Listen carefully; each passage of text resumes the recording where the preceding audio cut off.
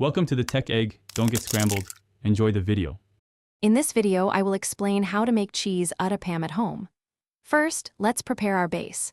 You will need about 2 cups of fermented idli or dosa batter.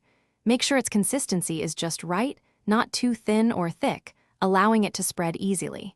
If your batter is unsalted, add about 1/2 teaspoon of salt to enhance the flavors. This foundational step is crucial for a perfect Uttapam. Next, let's get our delicious toppings ready. You will need to finely chop 1 medium-sized onion, 1 ripe tomato, and 1 green chili for a little kick. For the star ingredient, grate approximately 1/2 cup of cheese.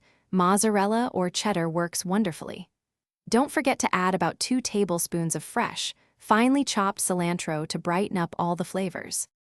Now for the exciting part, cooking your Uttapam. Heat a non-stick griddle over medium heat and lightly grease it. Pour 1 ladle of batter, spreading it gently into a thick, round pancake about 5 inches in diameter. Immediately sprinkle your chopped onions, tomatoes, chilies, and a generous amount of grated cheese on top.